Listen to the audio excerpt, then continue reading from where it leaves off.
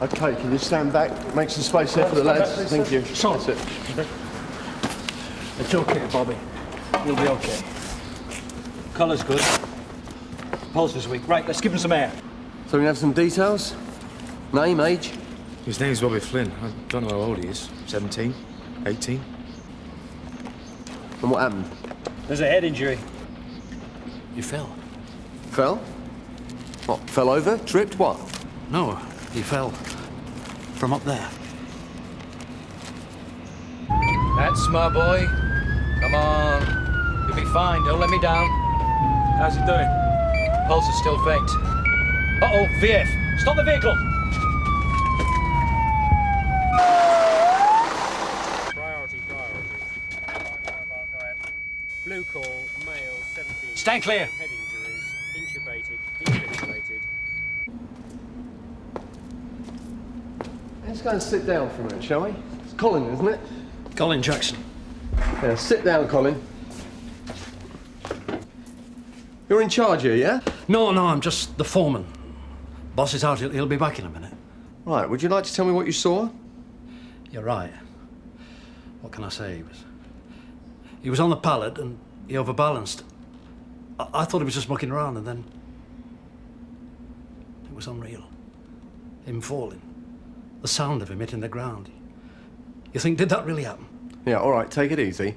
Look, I'm going to take a full written statement in a moment, but first of all, I want to get it clear in my head. What exactly happened? Now, you say he was up on the forklift. What was he doing up there? He was changing a light. You what? I'll show you. The ceiling light had gone, you see. Not worth bothering with an electrician, so I got in the driving seat and Bobby went up. You lifted him up on the forks? Yeah. It's the quickest way. Stand on the empty pallet. We all do it.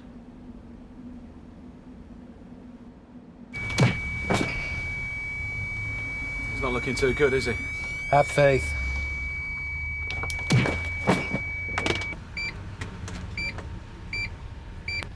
Told you. A pulse. Nice one. Right, thanks very much. Randall. John Randall. Yeah, all right, John. If you'd like to tell me what happened. Poor kid. Be all right, won't he? Well, let's hope so. Terrible. Right, Terrible thing. if you'd like to talk me through the details. Yeah, sure. Sorry. Well, some idiot tore the plastic cover on one of the loads, and the boxes fell out onto the shelves. Bobby went up to bring the boxes down. I see. He stood on the pallet. It's no big deal. We all do it. That's so. And who was driving the forklift? What? Oh, me. You? Yeah, that's it. That's all I can tell you. Mind your backs!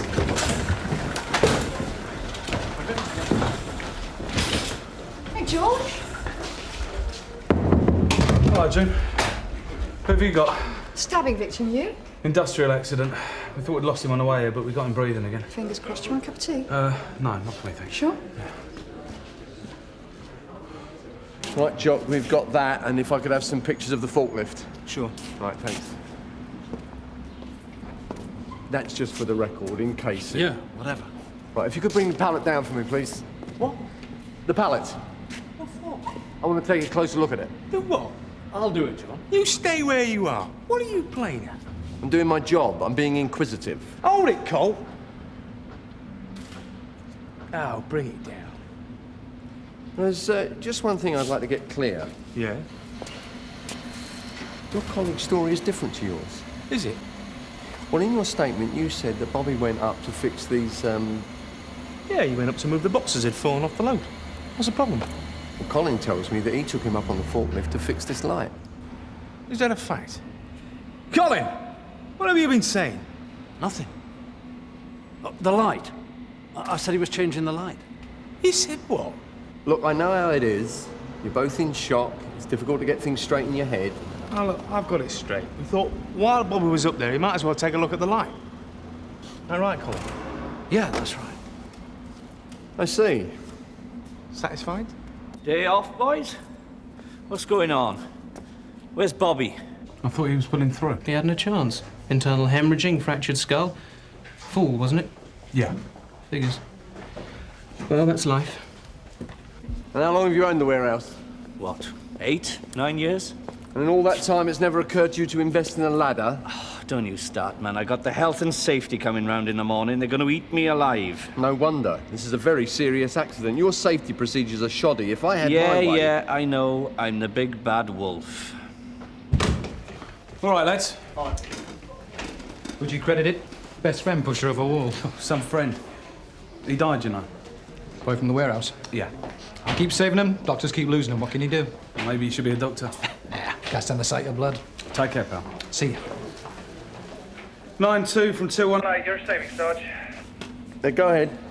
Are you free to speak? Just a minute. You all right? Go ahead.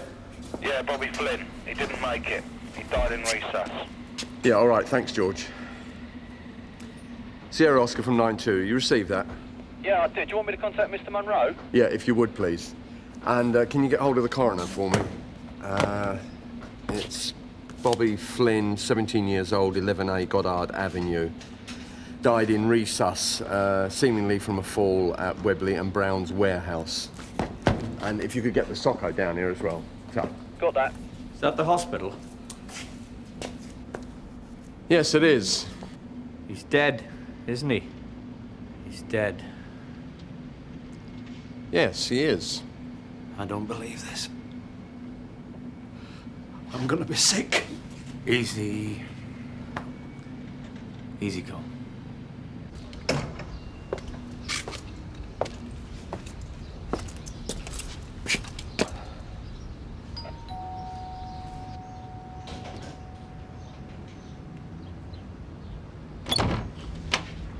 Mr. Flynn?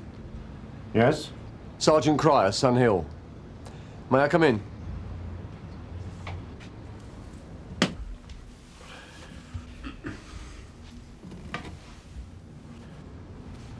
One of my sons, is it?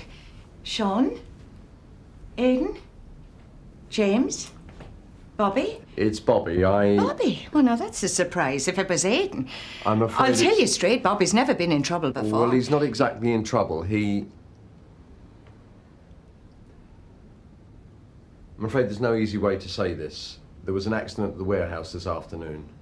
Your son was working on some high shelving. He fell.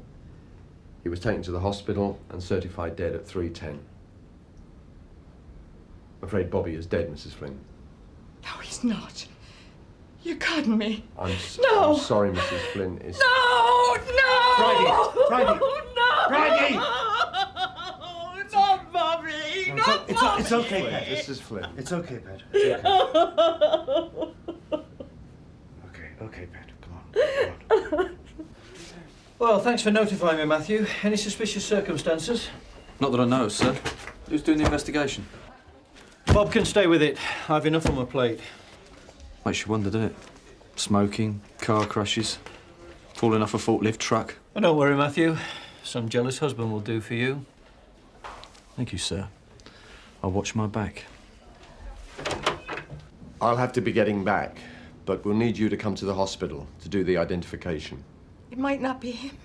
You're saying it might not be him? No, I'm afraid his workmates have identified him, but we need a member of the family to do it formally. Which hospital? St. Hugh's. Can I arrange transport for you? Right, well, I'll make sure there's someone there to meet you. Mrs. Flynn, Mr. Flynn. You're a good man. And thanks. Thanks for telling us. I mean, you know what I mean. I know. I'll see about it.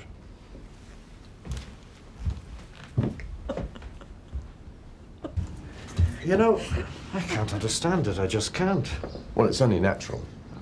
Bobby was scared of heights. He always has been. We took him to Beachy Head once and he got sick all over his shoes. What? Vertigo. Well, that's what he had, vertigo. Bobby wouldn't have been working on the high forklift, Sergeant. Not in a million years. Sir? You have to catch me later, Bob. Sir? Yeah? I've got a possible suspicious death. A 17-year-old boy. He's only been dead an hour. I wondered if you wanted to look at it. All right, my office. Do you mind? It's the right one, I hope. Yeah, that's him. I've got to strip him now. You're not shy, are you? No, I'm not shy. I don't see it, Bob. I don't see the problem. But it's got a bad smell about it. Would you go 30 feet up on a forklift truck if you had vertigo? I've done stupider things than that myself. We all have. Yeah, I know, But I'm sorry, Bob. It's not enough. Show me one suspicious circumstance, and I'll take over the investigation like a shot. Knife in the back, blood on the poker, anything. As long as it's real and not just surmise. Yes, sir. I'll put it down as an accidental then. Yeah, you do that. What do you reckon? Well, no needle marks, so he's not a drug addict, no injuries to the face or neck, he hasn't been stabbed. How did he die? He fell from a height. Yeah, I would have said a fall. Look, you can see where the torso's swelling up from the hemorrhaging. Well, mess. Good looking though, isn't he? Nephew, can you run a CRO check for me, these lads? Right. Anything on the Claytors, cuz? Donna's checking it for me. I thought this was an accidental death. That probably is. I'm just covering myself. How much longer? Just be patient, please, sir. What are you playing at? We've done all this once. I just need to check a few more details. Mr. Jackson, please. Hold on, Cole. I'll go first. I'll say who goes first. Mr. Jackson.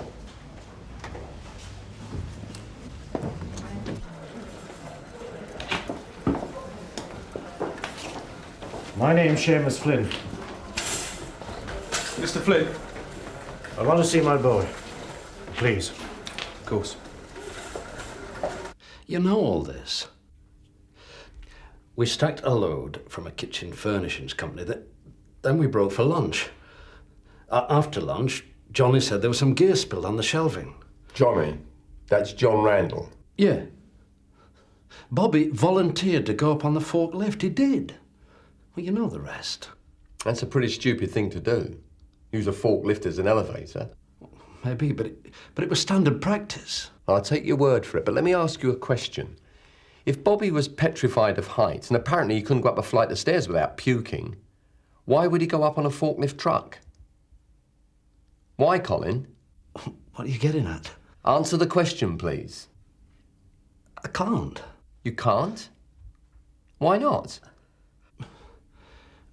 Colin? I don't know what you're saying. Something happened, didn't it? Now come clean. What happened? Nothing happened.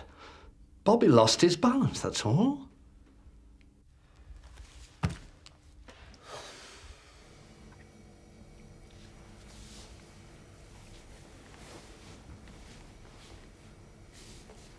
Is that it? Yeah, until the inquest. Either we'll be in touch or the coroner's office will. I'm sorry. What for? You didn't know. No, I didn't. But I was with him, you know, near the end. Look, point me in the right direction, will you, son? This hospital's a flaming maze. Sure. What a palaver. Now, Mr. Randall, you told me earlier this afternoon how the accident happened. Bobby got up on the pallet, you operated the forklift, that right? No. No? I switched the forklift on, then Colin hopped in and operated it. That's the way it went. That's not what you said earlier. I was confused earlier. Stress. Trauma. You mean you had time to fine-tune your story? Did you know that Bobby suffered from vertigo? A fear of heights? No, I didn't. So why do you... Oh, come on, Sergeant. I'm sorry the boy's dead, but don't try and put the blame on me. A man has died. We have to cover all possibilities. Well, you're barking up the wrong tree. I wouldn't hurt a fly. Really? I've got a note here. It says you have 2 convictions for assault. They were both fair fights. Well, it doesn't sound like that to me. Assault on a motorist who rear-ended you. Assault on a barman who wouldn't serve you. Got a bit of a temper, have you, John? We all have. Everybody snaps from time to time. No, you're a violent man, aren't you, John? A bully. What happened? Bobby get your rag, did he? Had to give him a bit of a slap? Don't know your own strength, eh, John? No, you got it all wrong. Have I? Well, then tell me. Tell me the real story. I'll tell you. If you've got anything on me, then go ahead. Nick me. If not, pal, you can shove it. Go on. Yeah, all right, I'll have a bacon roll. That's spiritual. Thank God for George. George, have they scheduled a post-mortem yet? Yeah, tomorrow morning, 9 o'clock. Tomorrow, right. What have we got so far? Oh, nothing really. Broken bones, internal injuries. All consistent with a fall from a great height. Why? Is there something I don't know? No sign of assault. No knife wounds, abrasions to the face. No, I would have said. Well, what's happened? No, nothing. I'm just being thorough. So let's look at all the options. He definitely fell from a height, right? Right. But what if, say, he was killed first and then dropped from a height? Yeah, why bother? A place like that, the best way to kill somebody is drop a pallet on their head. Maybe a fight got out of hand, Flynn was killed, the others had the idea to drop him from the shelving to disguise the cause of death. Yeah, but I've just said, Sarge, there was no sign of assault. Yeah, I know you did. All the same, it's iffy. Randall's a nasty piece of work. And he's lying, there's no doubt about that. And he's got a record. And Jackson's easily led. But as you say, there's no evidence of assault, so that's it, isn't it? Right, let's get back out on the street for a while. We'll do the paperwork later.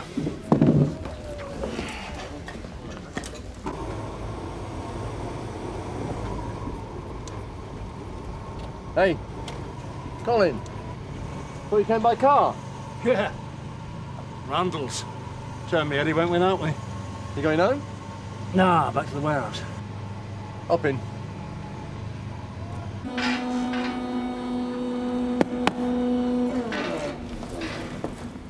Mr. Webley? Sergeant. What a team, eh? Marvellous. 2 minutes?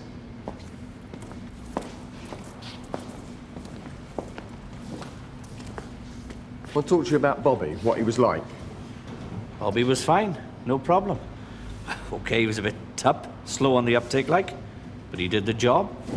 How did he get on with the other workers? Any aggravation? What is this? What are you trying to prove? I'm just borrowing, okay? It was an accident, wasn't it? Oh, for heaven's sake. I'll ask you again, shall I? Was there any problems? Any arguments? Any punch-ups? Any death threats? Anything? No, nothing like that. Bobby didn't have time to make enemies. He'd only been here 5 minutes. Oh, so he was the new boy? Well, yeah. Started 2 weeks ago. Bear with me, will you? Mr. Randall. What? How did you get on with Bobby Flynn? We've done this. I've told you about me and Bobby. That's true. So no aggro, then? Nothing like, say, you needling him because he was Irish? No. Oh, fair enough. You like a bit of a laugh, though, don't you? What you on about? Oh, well, it's nothing like the police for a wind-up. I mean, when we get a probation or PC, get him up on the roof of the station, see how many planes are going by, and then wait to see how long it is before he finds out what an idiot he's been. Yeah, I used to be the record holder. 12 planes before I sussed it was a wind-up. That's right. Anything like that in your line? Yeah. When I was 18, the lad stripped me naked and tied me to a pillar in the works canteen. But I laughed like the rest of them. You got to, right? No big deal, then. Some lads couldn't take it. Burst into tears. They were weak. Not me. Is that what happened to Bobby? Couldn't take it? Yeah. All right. That Pratt.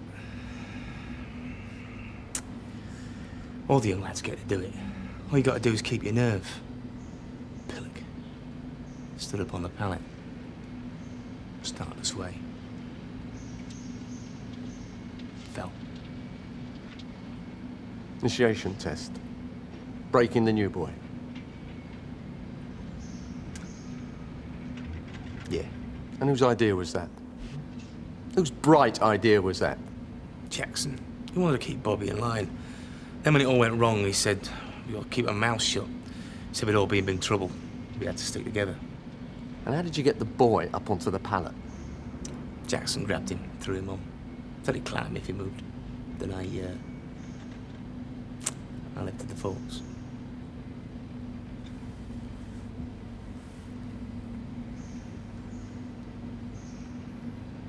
It's a relief. I don't suppose you believe me, but it is. It had to come out. But you were in no hurry to tell me, were you? Well, we thought it was best. Johnny said we should keep our mouths shut, save ourselves some grief. Did you know that Bobby suffered from vertigo before you played the joke? Yeah, I suppose. He was He was shouting and kicking when Johnny grabbed him. He said he was afraid of heights. We thought he was just bottling out. So you're claiming that John Randall grabbed the boy? Well, yeah. Well, I have to tell you that John Randall claims that it was you that grabbed Bobby Flynn. You were the instigator of the prank, and you bullied him into taking part.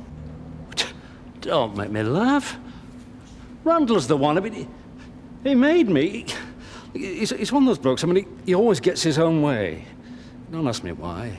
Yeah, well, that's the way I saw it, but you do admit that you took part.